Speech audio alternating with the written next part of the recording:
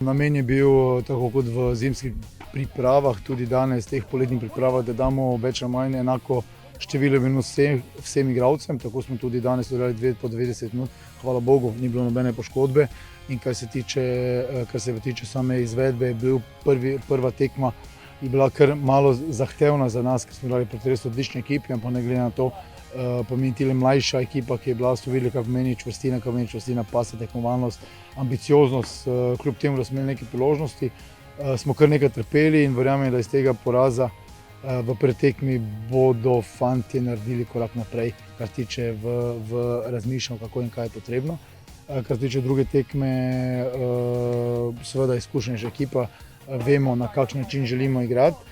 Po drugi strani smo pa res ustvarili si dosti dobrih stvari, kljub težkemu vremenu, kljub temu, da smo imeli teh 90 minut, je bilo dobrih stvari, nekako bili dominantni, nasprotniku podarili gol, ampak vseeno pozitivna ocena za današnji dan.